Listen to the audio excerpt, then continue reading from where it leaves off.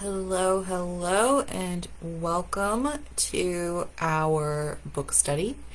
Our book study occurs on the last Monday of every month at 7 p.m. Eastern Standard Time. I am your host, Izzy Nally, and today we are covering the book called Atomic Habits.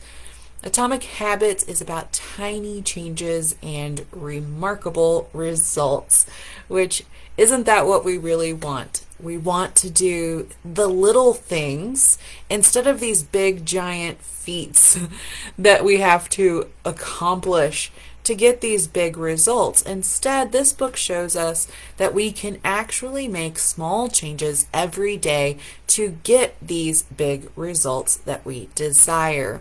Now, of course, we're talking about habits, and habits are really hard to break.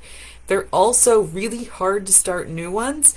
And so James Clear in his book offers a solution to making these habits, whether you are stopping a bad habit or starting a new habit, and he makes this available.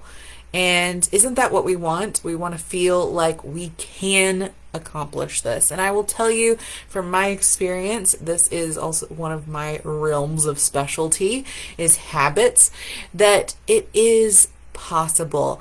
But what needs to change first is our mindset and our preconceived beliefs about whether we can or cannot change a habit. So, as you listen to this book study, or as you maybe choose to read this book, I ask you to have an open mind, to set aside any experiences that you have had in the past of, let's say, New Year's resolutions or trying to break a bad habit such as smoking or eating too much sugar. If you've had failure with those in the past, then I offer you up to listen to these habits and just listen and explore them from a different point of view, because these are science-backed ways to change your habits, and I have implemented most of these over the years before this book came out. All the research that is in this book, I've implemented them in with clients when I used to do personal training and coaching. Of course, now I do business coaching, which habits are even more important when you're running a tight schedule. So, who is this book study for? It is for anyone and everyone, whether you are looking to change your health habits or your routine habits or your business habits. We all have habits. We are all human. So if you are human, then this book is for you. All right, so let's get started. What we're going to cover today, now in the book he goes over fundamentals, he goes through law 1 through 4, and then he has some even more details in the back of things to pursue. I'm not going to quote the entire book. I'm going to go through the most important parts to get you started, to get you moving, because you start out in the beginning, and if you get too much information, you might not do it. So we're going to be going through fundamentals, law 1 and law 2, to get you started, to get you empowered, and to get you moving in the right direction of the habits that you really desire. Now, we know it's not really the habits that you desire, right? It's what you're getting from the habits that you really desire. All right, so let's cover these goals versus systems in the beginning. I'm sure we've all heard this quote. It's about the journey, not the destination. So in this, when we're trying to rewrite habits, it's not that we want the healthy habit. We want the results. We want to become the person with that habit, or more importantly, we're wanting an experience. That's what we're really craving, is the experience, the feeling, the emotion. And if we think of that habit and we currently have a negative feeling tied to that habit, it makes it a little less enticing to want to take on that habit. So I'm going to offer up to really think about what kind of person do you want to become? What kind of life do you want to have?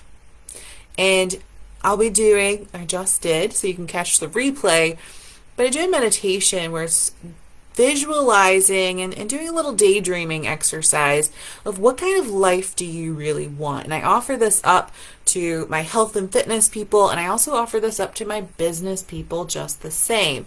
And so if you haven't done a meditation like this, I ask you to either watch the replay of that or join me in the future for when we do another one, because we really need to consider what it is that we want to be experiencing in life. When we get too caught up in the goal, and I love that he wrote this beautiful paragraph in the book talking about everyone has goals. I mean, of course, there's some people that don't. But what really distinguishes the person who has success versus the person who doesn't? We can all have goals. It's not the goal that sets us apart. It's the action towards the goal. It's the systems being put in place. So I put this little image of a habit tracker because for me, this is a beautiful thing. There's a lot of science behind this, and I've read it in other books as well, that there's a lot of satisfaction in us, even as adults, of giving ourselves the gold star, of seeing these consecutive boxes checked or X's marked and putting it somewhere where you can see it. So we do get satisfaction in doing something consistently, and maybe that's subconscious programming from when we were children and sticker charts, or maybe it's just this need to fill in a box. Who knows? But the point is that it works. All right. So a habit tracker is a beautiful thing. And we really get the satisfaction out of checking those boxes. Side note. All right. So when we wake up in the morning, is it that you want to have the routine in the morning, or is it that you want to have a feeling in the morning? Now, I've talked to many people when working on my projects, and the majority of people want to wake up in the morning and they want to be excited about their day. They want the excitement, they want the passion. And that means the majority of them are also operating from the opposite view. They're hitting their snooze button because they're wanting to delay the rest of their day. Why are we waking up and trying to avoid a day that we want to delay? Generally, it's because we don't feel free. We're not enjoying the journey. We enjoy going to work so that we can get our paycheck, but we're focused on the paycheck. We're not focused on the work. But if we enjoy our work, then we enjoy going to work. So you're starting to get this? It's more about the journey and not the destination. So don't get too wrapped up in the goal. Now, yes, we need a goal because we need that vision, that general destination where we can aim our compass and start heading in that direction. But we can still have systems and habits in place that get us to our destination, even if we don't have a super clear view of what that destination is. So the point being is that it's our habits and our systems that we put in place. If you go to the gym every single day, which I wouldn't recommend, I would say 3 days a week. If you go to the gym 3 days a week and you exercise and you come home and you eat fairly healthy, you can rest assured that you are working towards health. And health would be your main goal. But if you are focused on dropping weight, and you're only focused on dropping weight, and you're not focused on the health or the habits, then you're going to get really frustrated when you've been doing that for 2 to 3 weeks and you don't see any results. And I see this happen all the time. When in fact, it takes 8 weeks to see results. So most of the people don't even hang in there long enough to see the results because they're not focused on the journey, they're focused on the destination. That's why it's important, again, coming back to that fun and enjoyment, it's important to pick exercises and foods that you are enjoying. Maybe it's more about learning how to cook and being able to explore new foods, or making your plate to look like a piece of art, and finding fun activities that you can do with your friends, or leisure activities that are now your new hobbies. And you're going to achieve that health. And before you know it, 8 weeks, 16 weeks will be there before you know it. The same thing with having a business. If we put the correct processes and systems in place and we do them consistently, just like you would track in a habit tracker, consistently, we will get success and results. Now, we're going to explore this even further, of course, but the point here that I really want to stress is to not get so caught up in having a goal that you lose sight of the journey, that you lose sight of the systems, the practices, and the consistency. Let's talk about the layers of change, but more importantly, our identity in this. So this really falls into that mindset category, and this is really, really true to some deep philosophical layers of yoga philosophy as well. And when I say that, yoga is a philosophy. It is not just the physical exercise practice. That is asana, which is one part of yoga. Anyways, I won't go on my yoga spiel. Okay, so let's look at a habit. Say our goal. Our goal is to read a book every month, like we're doing here in this book study. Okay, so our goal is to read a book every month, and we're working on developing this habit of self-development because we want to be smarter, we want to challenge ourselves, and we want to keep ourselves on our toes. Or maybe you just really want to read a book every month because you feel like you're more successful if you do that. Maybe you used to enjoy reading and you don't do it anymore, and so you're trying to make yourself do it. So whatever that reason might be, go ahead and let me know in the comments, a little activity, so that way we're not just listening to me lecture the whole time. Tell Izzy, talking in third person's weird, I know. Tell me what it is. Why did you set a goal to want to read a book each month with this book study? And maybe you can be completely honest. Maybe you're like, I'm just tuning in and pretending like I read the book. I just want to watch this. It's kind of like getting the synopsis or getting Izzy's take on this book is much easier than actually reading the book. And maybe you've committed to reading the book every month, but for some reason you only read half of it, or you buy the book and you still don't read it. So let me know in the comments, whether you're watching the replay or you're here live. Give me a little comment and let me know.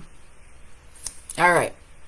So in this case, let's say the goal is not to read the book. The goal is to become a reader. So if we start to identify as being a reader, it makes it much easier to then begin reading. Such as if we identify as a writer, then we're going to incorporate more writing into our day, and then our outcome will change. So we're starting at the root, we're starting at the core of us, our identity.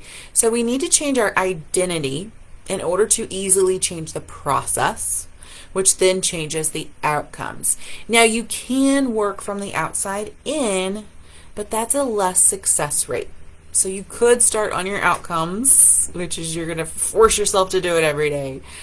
And then you start to realize, okay, you need to change up your process. You need to change up the time management or how you do it.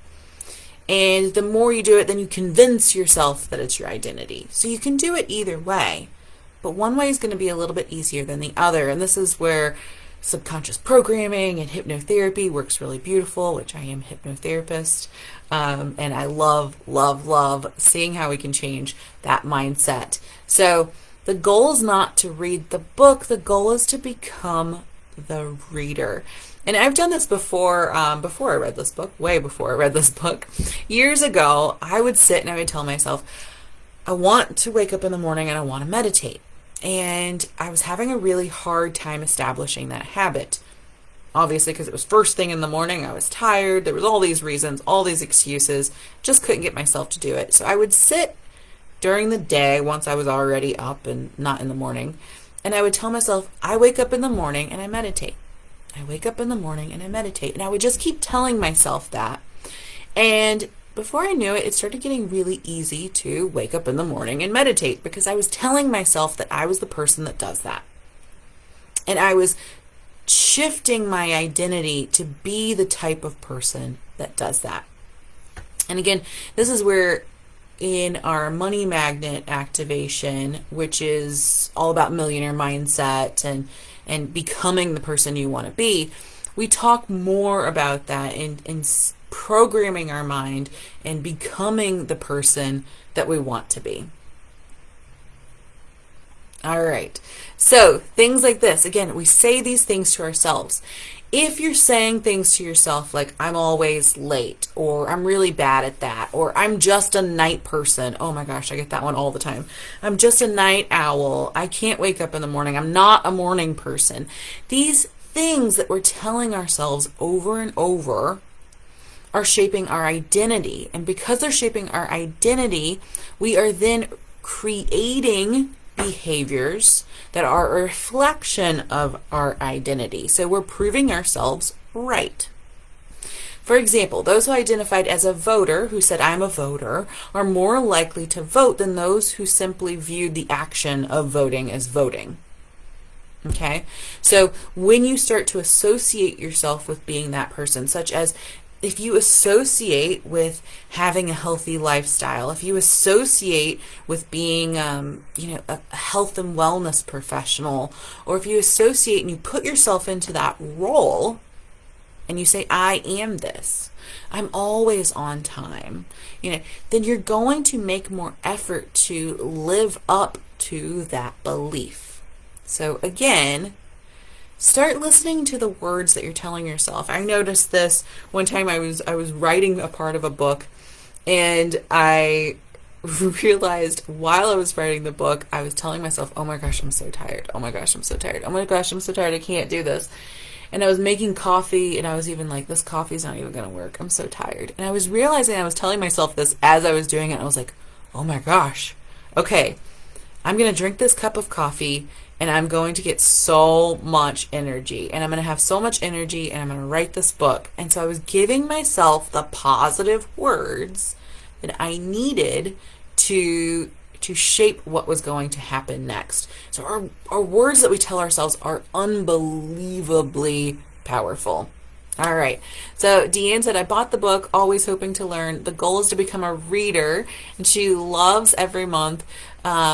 It may not always be the monthly book. Totally fine. So to be a reader, you don't have to read the suggested book. And this might motivate you to go, oh yes, I do want to read that book, or I got what I needed, right? So perfect. Thank you for the response, Deanne. All right. So the words that we tell ourselves are really important. And in fact, the Latin root of identity equals repeated beingness. So what are we doing? What are we being? What are we telling ourselves? What are we being in the moment over and over again? Every moment. What are we doing over and over again? The energy that we're holding, the words that we're telling ourselves, the way that we're thinking, the way that we're feeling, all of that is adding up.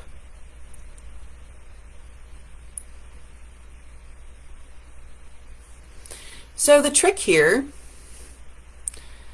decide what all these healthy habits are that you really want. Now, if you've done the Yoga Sutras book study with me in the past, it's a matter of also cleaning out your closet, which is your mind, and saying like, all of these different things that I'm telling myself I should do, using air quotes, you can't see me, all the things you should do, are those the things that you really believe, or are those the things that people have told you you're supposed to do?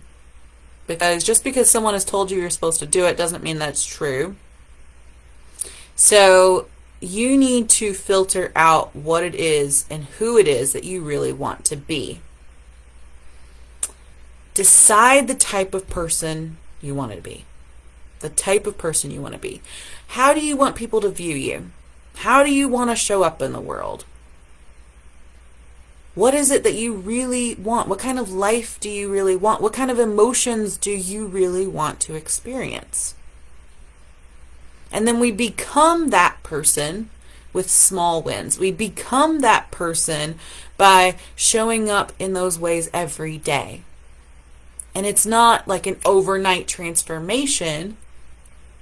If you want to be that health person and you know that version of you or that version of being would drink tea in the morning and not coffee, then you're going to wake up in the morning and you're going to try to embody that type of person. You're going to channel in that person and imagine that person drinking tea, and then you're going to sit down and you're going to sip tea, and even if you only drink half the cup of tea and then you drink a half a cup of coffee, like, you're still a step in the right direction. But most likely, if that intrinsic motivation is strong enough, you will take those small wins. And maybe you start with breakfast. And then once you master breakfast, you work towards lunch. And then you work towards dinner. We don't need to try to transform our entire lives and go, okay, yay, I'm this person. Oh, now I'm exhausted. I'm done being this person. I'm going back to my old person. But because we typically are burning ourselves out before we even allow ourselves success. We're burning ourselves out before we're allowing ourselves success. Let yourself take one step at a time. That's how we learn to walk, is one step at a time. Instead, what we're trying to do is jump an entire staircase and go, I win, look at me. And then we fall down and then go, oh my gosh, I had it, but I failed. We win with those small steps, with those small wins. So he starts the book out, Atomic Habits, he starts the book out by talking about how we can make 1% change every single day. 1% change towards the better. Doesn't that sound easy? We don't have to make a 10% change. We don't have to make a 50% change. We're not trying to change the world in a week. But imagine if you made 1% change every day for 100 days. 1% change every day for a whole year. How amazing would that be? How amazing would life be? But what if we continue the negative habits and we allow ourselves to get 1% worse every day? Then we're not becoming better. In fact, we're sliding back, and you might even feel like you're sliding into a depression.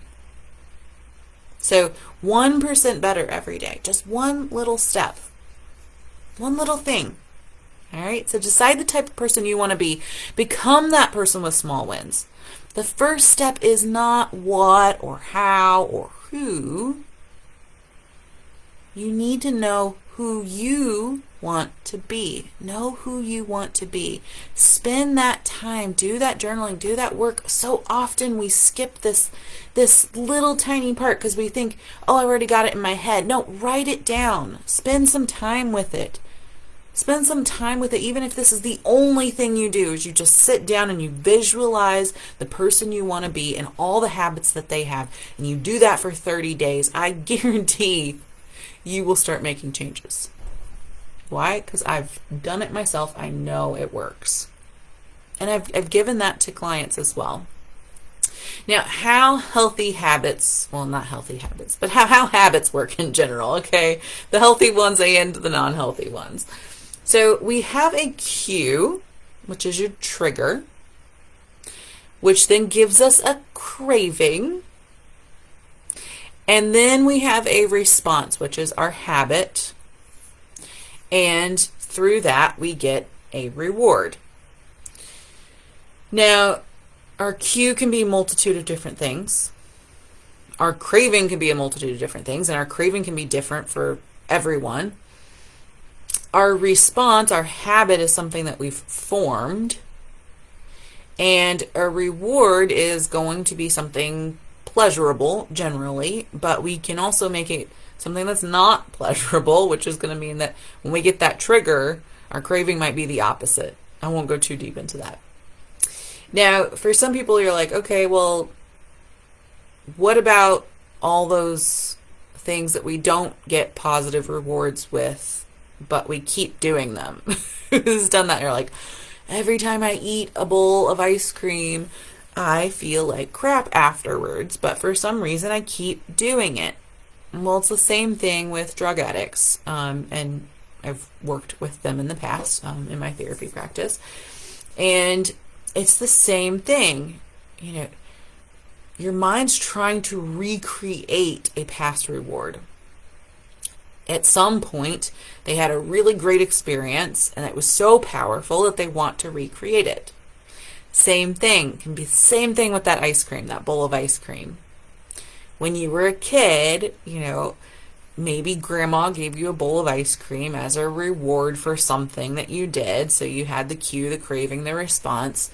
And then the reward was you felt awesome because you were a kid and you could handle it and you had all this energy and you're feeling all this love because, it was the reward in itself, and you're trying to recreate this loving feeling that you had as a child. But we're an adult now, and instead we get inflammation.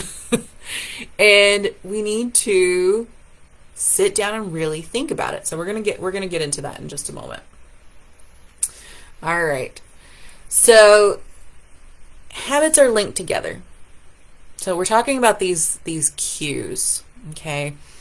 Habits can be linked together with another habit, such as I have this habit of every time I eat Chipotle, I have to have a soda with it.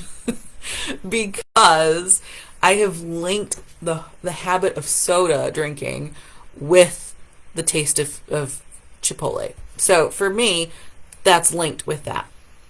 Now we can pair habits together, which is kind of also that same scenario. Linking them can also be like after you brush your teeth, you do X, Y, or Z, or maybe my alarm goes off, I turn it off, I start scrolling on my phone. So it's just like one right after the other. Paired habits is what I was just talking about with the Chipotle and the soda. And then habits are also linked to a place and time. So maybe it's every day at 2 o'clock, suddenly you're wanting coffee because you've just done it so many times that now you have that time reminder, that time cue. Or it could be that every time you go to grandma's house, you want cookies because you associate chocolate chip cookies with grandma's house. So the place, the time, items paired together, and then order of habits, which would be those that are linked together like a chain. So there's an activity in the first part of the book that I highly recommend, which is to think about your routine. Now, I have a lot of people who will say, I hate routines, I don't have a routine, because they associate routines with something positive. I guarantee you have a routine. It's very unlikely that you don't. Maybe it's you have the routine of after you eat a bowl of cereal in the morning, you stick your bowl in the sink. While another person might have the habit of washing it right then. So you'll have these habits. You will have these consistencies. You hit your snooze and you tend to hit it 5 times every time, or you tend to lay on your left side when you go to sleep. So start to notice what these habits might be. What is your morning routine that you have to do? Or maybe the things that you feel like you don't want to do. Maybe it's habits of thinking. And start to list these down, and then you can start to rate if you think that is a positive habit or if you think it's a negative habit. Of course, nothing is good or bad. It's all relative. So it's going to be your own personal discretion, depending on what that is. I'm gonna be realistic, okay? Some of them are bad, but as the therapist, I have to tell you everything's relative. Little laugh, little joke, it's okay. And then how we can start to change those is exactly in the same way that they're formed. So if you have habits that are linked together, you can relink new habits, you can repair new habits, and you can create new environments or spaces. So we're going to talk about that as well. Here's a really great activity. It says, I will, and what the behavior is, at a specific time and in a specific location. Now, we also have done this in wellness coaching for a long time, where it's like, when I crave this, I will have that. And so you can also replace cravings with new habits as well, but we have to be prepared. So the first thing, and of course, is awareness and knowing what your habits are. Know what the habits are that you want to replace. And again, that comes all back to knowing who you want to be. Because if you know who you want to be, then you know what habits you want. And if we know what habits we want, we can focus on the positive. This is huge. Because I don't know about you, but if I ever have to tell myself, okay, we have to give up this habit, or this is no longer good, let's not do this anymore. How many people have done this?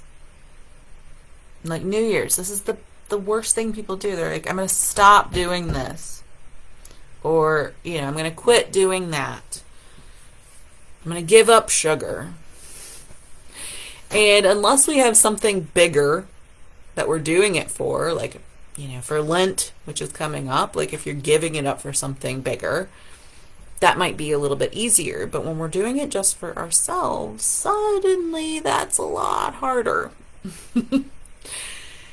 And what we really need to do is overwhelm ourselves with the positive. If we know everything that we want and why we want it, then it's easier to say that I will do this behavior at this time, in this location. Or I'm going to meditate after I brush my teeth every morning. You get to create these things, but you have to give yourself the words. You have to tell yourself. So again, I was telling myself that I wake up in the morning and I meditate. I wake up in the morning and I meditate. And I was telling myself this all day long. I was making it my mantra, my affirmation to myself. So that way, after a few days, it became easier to wake up in the morning and meditate, because I was telling myself I was that person. And I was shaping myself into the person that I want to be. We are not our minds. Our minds are a tool. Okay? So replacements, focus on what it is that you will do rather than what you won't do. And if those things don't seem pleasurable, your mind's going to have a really hard time getting you to do it. So we need to associate and give ourselves as much positive benefits to it as possible. Make it fun. Enjoy the journey, not the destination. If going to the gym and lifting weights sounds horrendously impossible for you, then that's not your form of exercise. But if you like to dance with friends, then great, start scheduling and dancing with friends. If walking by yourself doesn't sound fun, then find someone to go walking with, or imagine you're walking with someone until the someone appears for you.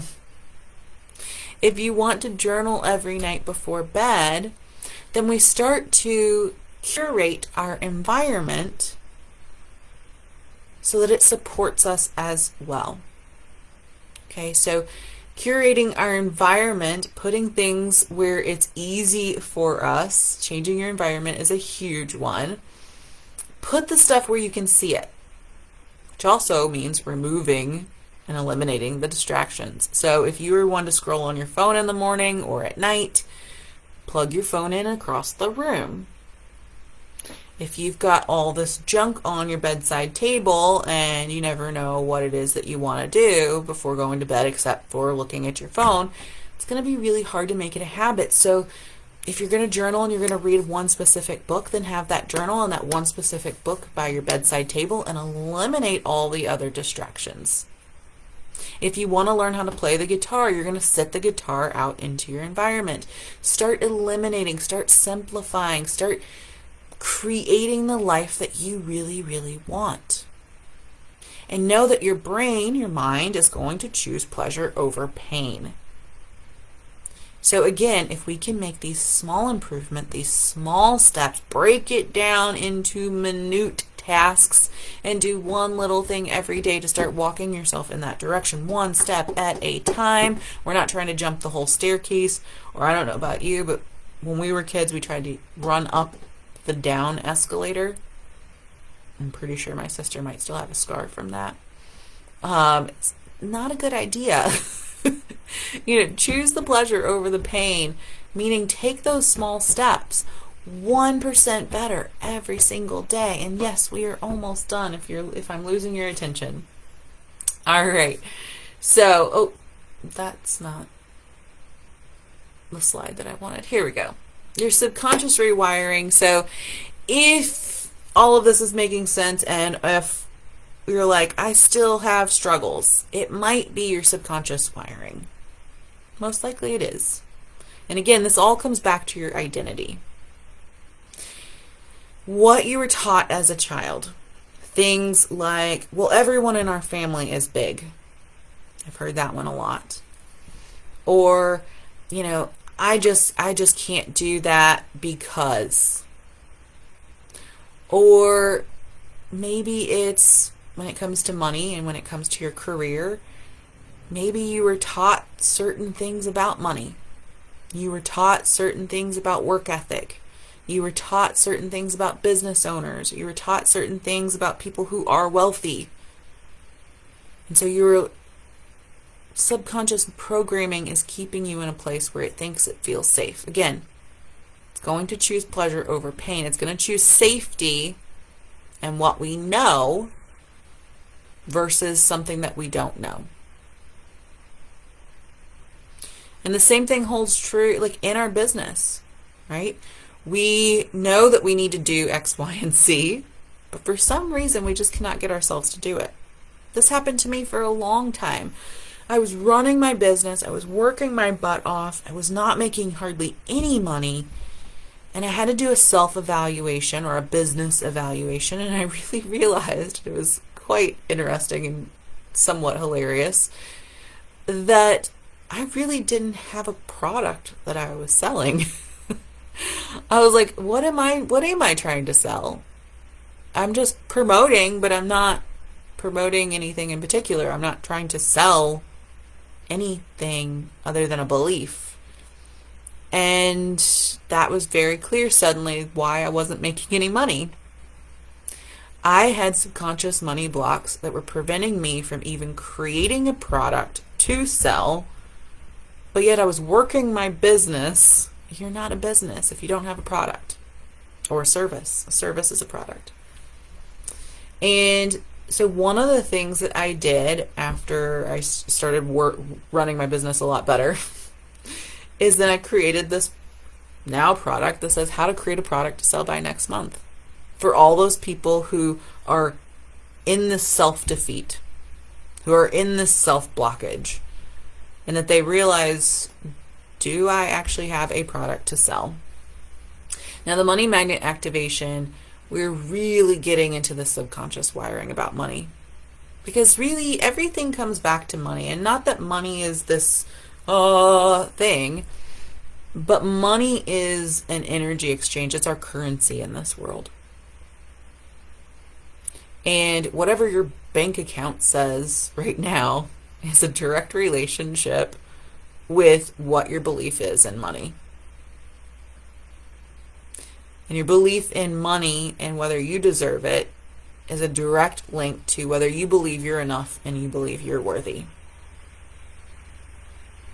And I remember hearing that the first time and I was like, oh shit.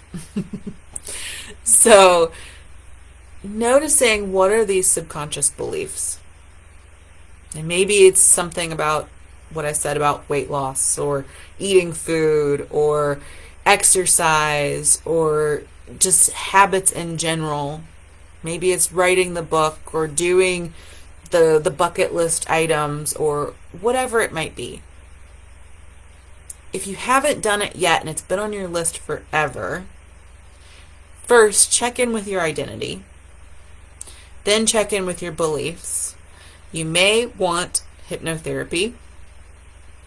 You may need to do some more journaling work. You can do this with meditation and journaling, yes. You can do it a lot faster with hypnotherapy. You can do it a lot faster, especially with the money magnet activation. We're going to have hypnotherapy in there, hypnosis. You may need a coach. You may need someone to help you along the journey. And if there is resistance, notice that resistance. If there's fear, notice that fear. If you've said, I'm going to do it and I can do it by myself, yet you haven't done it and it's been years later, you need to check in with that. Change requires change. And so if you need that accountability, this is my little pitch. I am here. I am available. Reach out to me. I can tell you how I can help you. Okay?